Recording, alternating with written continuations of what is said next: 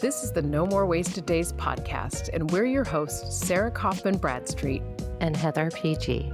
Grab your favorite NA drink and listen as we share vulnerable stories so you never feel alone on your alcohol-free journey. And gain insights from us as we break down our most used tips and strategies that have kept us alcohol-free. It's time to break free from wasting any more of your days to the drinking, blackout, hangover cycle. Welcome to another episode of the No More Wasted Days podcast. I'm one of your hosts, Sarah. I'm Heather. All right, Heather, we are talking all about the witching hour today, and you have some awesome notes prepared for us. Yes, the witching hour is hard. If you don't like the word witch, call it your itching hour. Ooh, I like that because that's something I always say, like I'm feeling itchy when I have a little bit of a craving. Yeah. I have studied this a lot when I first quit drinking and then observation over the past 3 years and working with folks. So I think it's really important to always understand why in anything, and particularly this topic. Why is the itchy hour or hours, if you're like me, why they are challenging? Yeah, and locating when they happen, because I remember that early on in my journey, I kind of realized if I can make it to 7 p.m., I'm fine. Once I get there, I'm good. The urge is gone. It might be a little bit later now in my life, but I don't really feel the witching hour anymore. I don't either. And I can also see how this is applicable to other areas of your life that you're Yeah. trying to change, like food or exercise, or just like having even tough phone calls. Like, why these hours may not be the best for you to be doing something that causes you more stress. Yeah, I like that because for those of us that are farther on our journey, you may be going, "Oh, I don't have this anymore," but I definitely do. I've been trying to cut out, nightly ice cream, pie, cake, you name it. Mm-hmm. And I've been like having to go through if you just get through this, how about you try this? So I love that you're relating it to other things. I think that'll be really helpful to people. Yeah. We're going to tell you why it happens, and we're going to give you strategies of how to help it. So stick around to the Yes. end so you get all of those strategies. Before we dive into the topic, we want to remind you that the Daymakers is open for you. You can join us at any time and join Heather and I for weekly group coaching calls. We will be your alcohol-free coaches in your pocket. Yep. And a whole community of kick-ass people too. You can log into the community at any moment and say, I'm going through my witching hour, and people will talk you through it. It's pretty awesome. Check that out in the link in the show notes. Yeah. Come on, y'all. All right. So when we're understanding the witchy itchy hours, we want to look at habit and routine. I know Sarah and I talk about this a lot. And in my research, it just gave further confirmation that we're clearly onto something. So you got to think about, you already have an established drinking pattern. For me, it was late afternoon, early evening. And that's when I quit or was trying to quit, when I would get witchy, itchy. Mm-hmm. And it's such a deeply ingrained habit if you're a daily drinker, or even if you're not. Say, like, it's Saturday afternoon for you. Your body and brain remembers that. So it's a deeply ingrained habit. And if you're like me and your time was in the afternoon, early evening, that's usually a transition from work, getting the kids to bed, work to home life, dinner time, and your brain associates this with, I have a drink during this time. Oh, sorry. I was muted because we have a chicken going crazy in the background. So if you happen to hear a chicken while I'm talking, yeah, you do hear a chicken. Just so you know. But I was going to say that I love that you pointed out the weekends also, because I think a lot of the times when I talk about the witching hour, I tend to forget the weekend as one of those habitual moments for us to get that itchy feeling, for us to get a craving. And I think that that is so important. And I'm listening to you going, gosh, I can't believe I overlooked that. I think I've always looked at them as two separate things, is what it is. It's not that I don't coach people through being alcohol free on the weekends. It's more that I have always just looked at the witching hour happens at this time. and the weekends are something separate, but they're really not when you think about it, are they? No, and, like, I know nothing about sports, and I know that that's a big habit with alcohol. So if your pattern on or routine on Sunday is watching football and you hear the sounds, it could trigger like, "Oh, I need a beer," because it's such an ingrained habit, and I think it's important to remember that the sounds and, like, the stuff that you normally do on the weekends can be your itchy hour even if it's not Friday at 5 p.m. And I also love that you pointed out transitions because that's something as a teacher that we would always talk about. Transitions are the hardest time for kids. Well, guess what? They're also the hardest time for adults. And I Yes. think a lot of times we forget that because as a music teacher, I would tell other teachers, I only do a transition with my students. They come into me, they're transitioning from math to music. Then we get into our activity, that's another transition. And then they have to leave. And I was like, I'm like the master of guiding the students through transitions. And when Mhm. I realized that, I was like, well, then I can be the master of transitioning myself from work to being at home and that little hill that I had to go up and down where I would Yeah. go, "I really wanna get a drink. I really wanna stop by the liquor store. I really wanna make myself a cocktail right when I get home." Like, I would have to be like, "Let's climb this mental hill, and then let's go down it together. We've got this." So, thank you for pointing Yeah. that out too. Sure. And you want to think about stress and fatigue. So at the end of the day, end of the week, your stress levels peak and you might use alcohol to cope. Pair that with physical and mental fatigue. That's going to lower your willpower. I don't like that word, but I don't make the rules and make it harder to resist cravings and amplify the feelings of stress and anxiety. So it's really important to pay attention to your stress and tiredness because that in and of itself can perpetuate craving to drink. And so can the effects of the feelings from being stressed and tired. And so it's like a double whammy, is what I'm trying to really say. Yeah, yeah, and I think it's so important for people to notice when are you the most tired.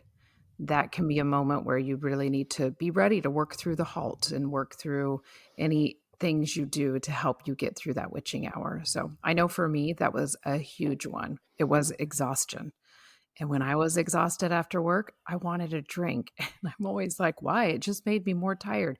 But it didn't for a second. It would give me that little buzz, it would change how my body felt.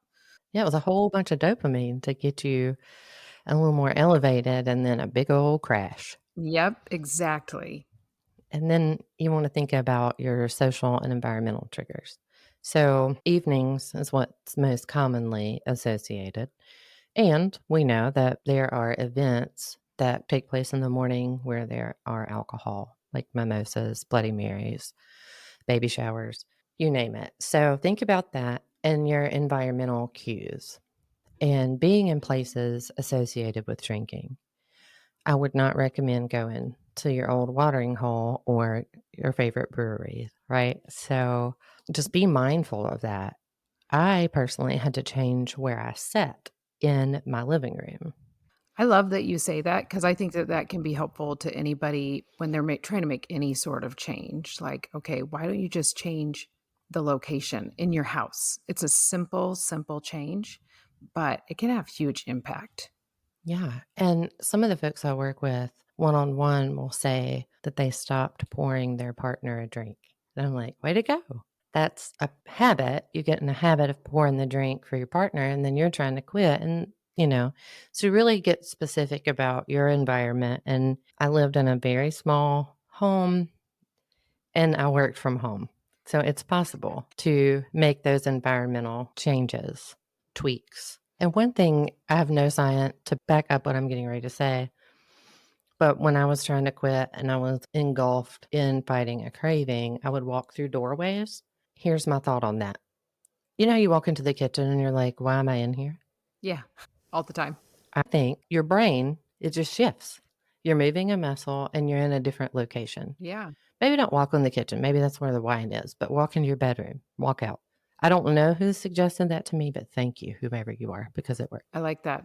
Remember that one, everyone. Yeah. So, biological factors, craving peaks. The research shows that it can peak in the late afternoon and evening due to your biological patterns, right? Your blood sugar levels are lower at the end of the day, and that can increase a craving for alcohol and really savory, sugary foods. Mm, And alcohol has so much sugar. So it's like you get a bunch of sugar and a bunch of dopamine. So you think you're feeling better. And we all know that you don't feel so good the next day. yeah, that's one for me that I have to notice all the time is when I am hungry, when I am thirsty, or when am most likely to crave something that I'm trying to give up or Yeah, crave like just crave going and laying on the couch and doing absolutely nothing. I mean, that makes sense. Your body is wanting rest, but sometimes all your body actually needs is an apple and a glass of water. And all of right. a sudden you're like, I feel like a new person. Yep.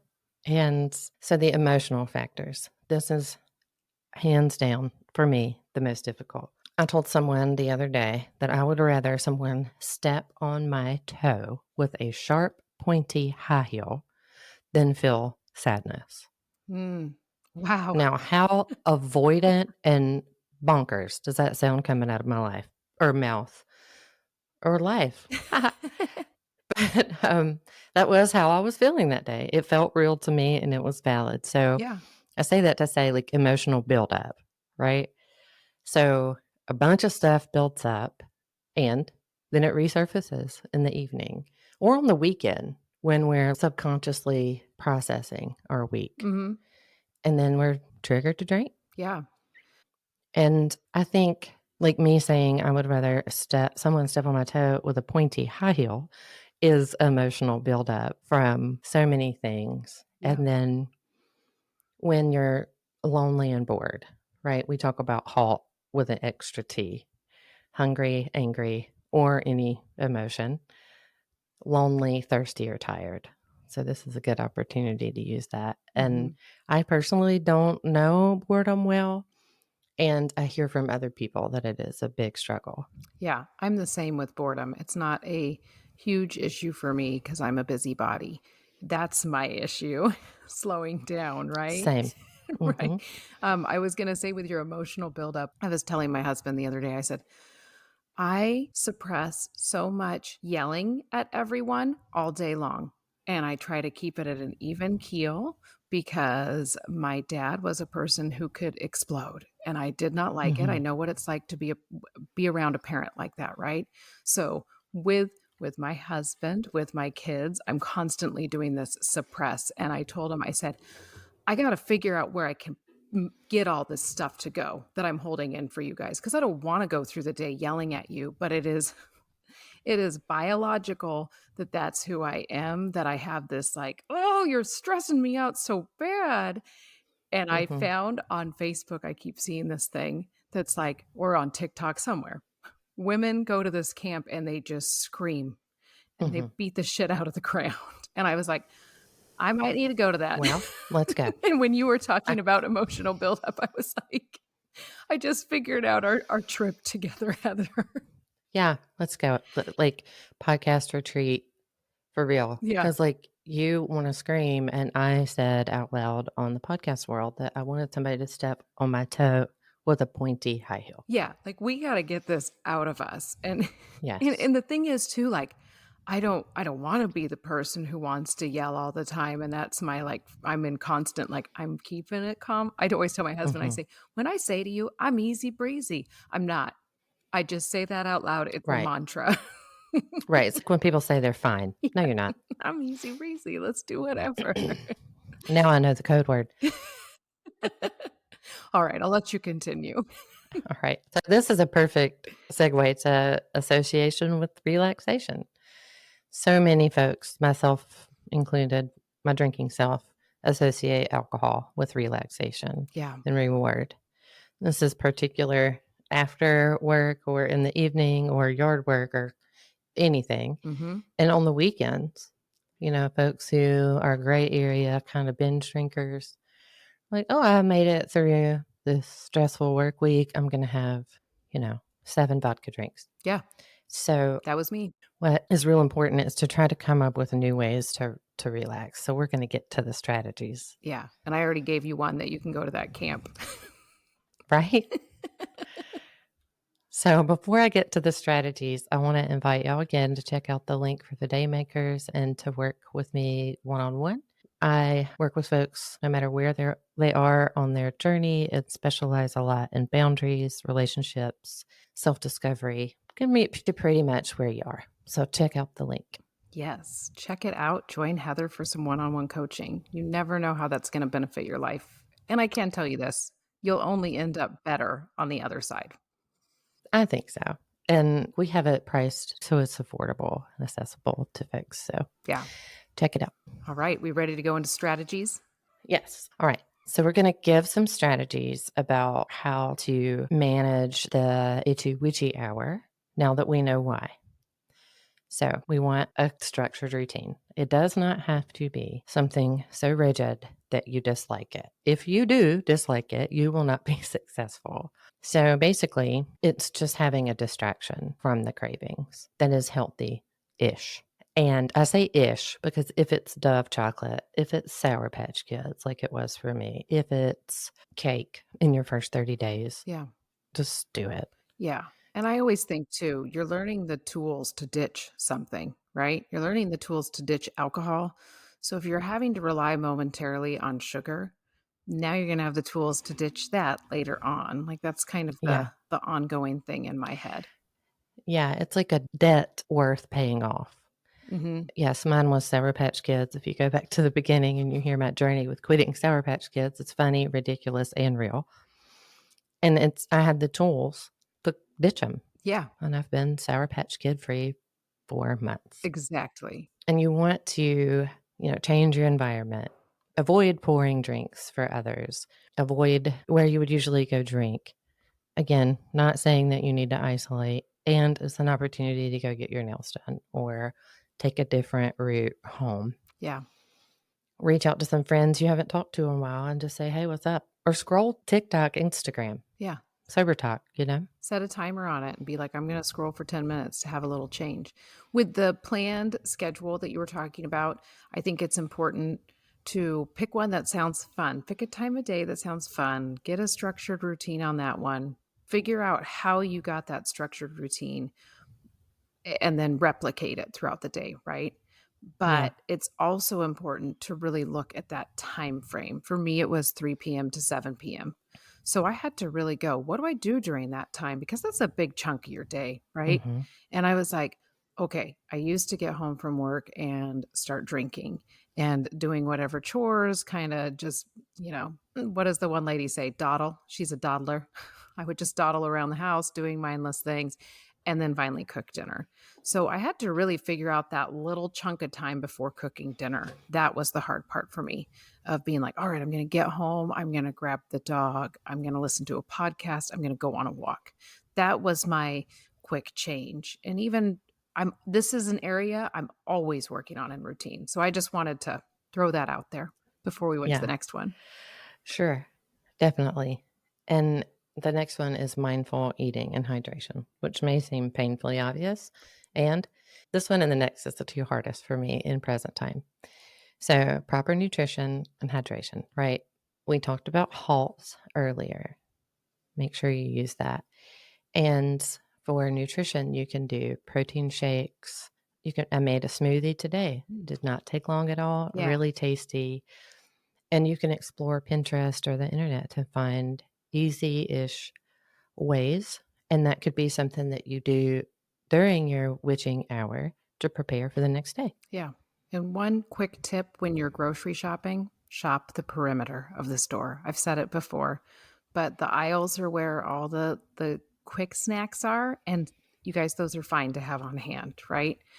But you want the majority of your grocery cart to be filled with all those things on the perimeter. So it's that even the deli section where they make the pre-made salads. Like, don't feel like, oh, well, now I have to chop a ton of veggies and I have to do all this. There's so much stuff that's prepped for you now. It costs a little bit more, but if that's what's the barrier, do that Hmm. because, oh my gosh, staying on top of your nutrition and just filling your body with more quote unquote real food and Mhm. less processed food helps so much. And the hydration. The hydration is where I struggle. I'm just like, oh, I have to wake up and I have to chug a 24-ounce bottle of water because I have to get ahead of my water for the day. Like, I'm like, I got to get a head start. So, Yeah. You know, I'm like really good on the hydration part and not so good on the mindful eating, and I'm working on it.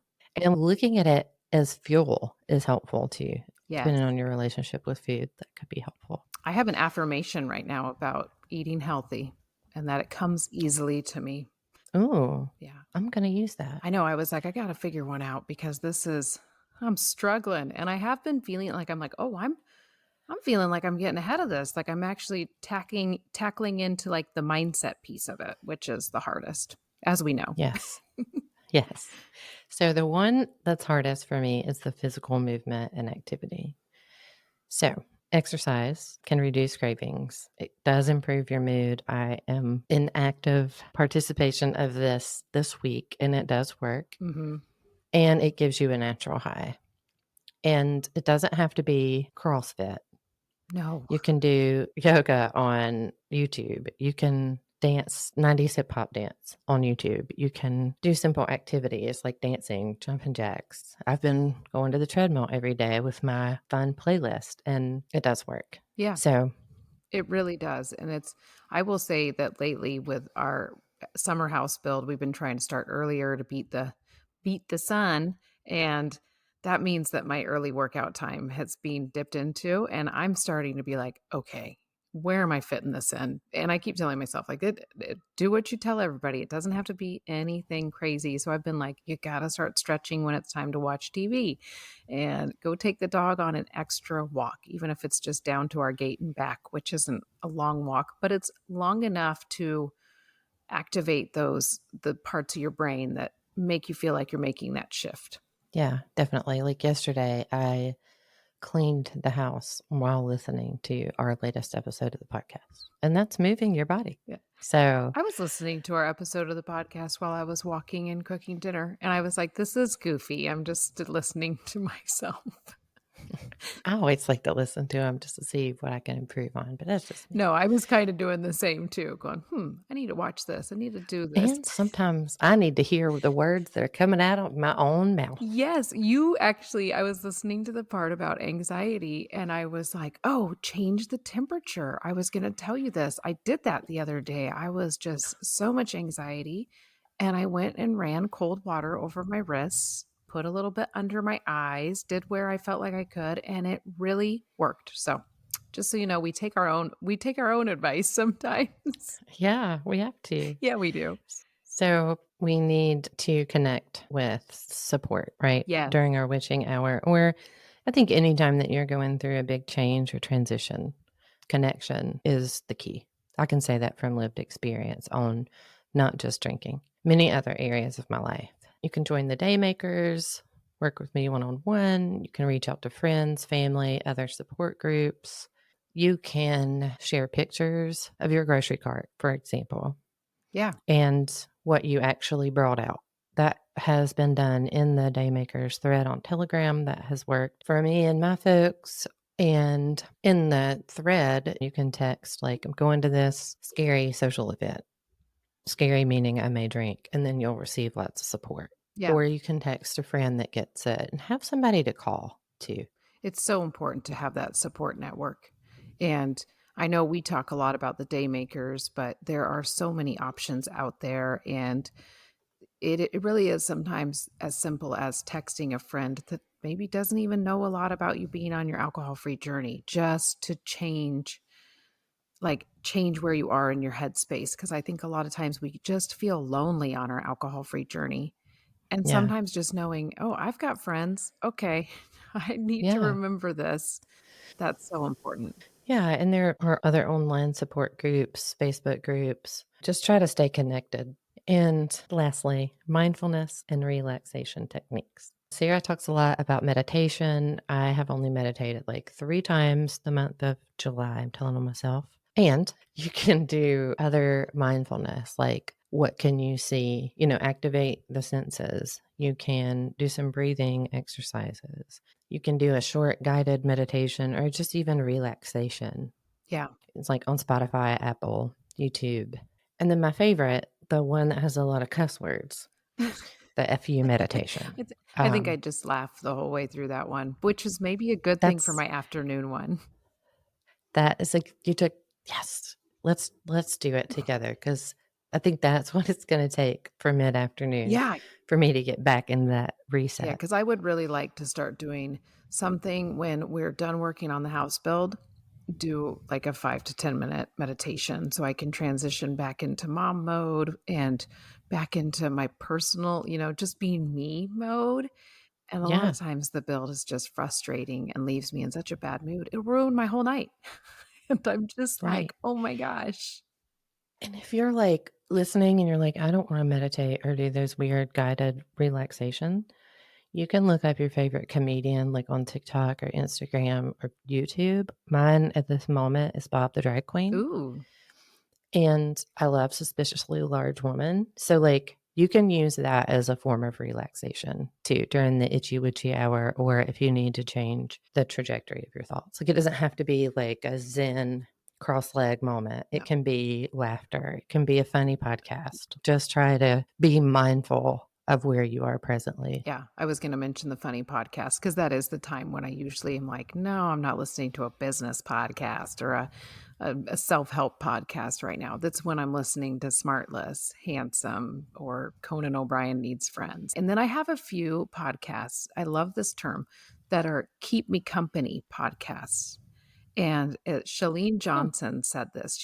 It's one of the podcasts I listen to, and she does a weekly podcast where all she does is talk about the stuff she's doing in her life.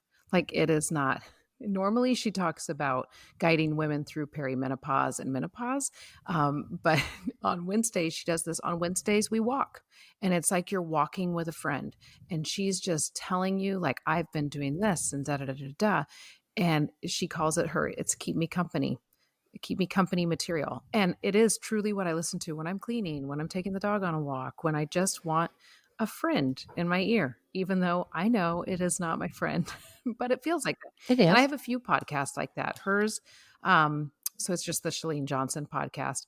And then For Crying Out Loud is my other one, and that's 2 moms who I've been listening to forever. One of them happens to not drink, but they both happen to be twin moms too, but I found them when my twins were very young, and their twins are one set's about to go to college, the other parent has twins that are in, like, high school, so they're just a step ahead of mine. So I feel like I've always been like, Ah, "Oh, thank you. Okay, I know what's coming. Okay, this is normal." that's Yeah, awesome. I'm going to check out those for yeah, sure. they're good, keep me company. Yeah, that's a great tip. So we talked about the witchy itchy hour and the why and the how. So you can share how helpful this was by sharing it with a friend, subscribing, following, and leave us a rating and a review. And we will be in your ear next week. All right. Bye, y'all.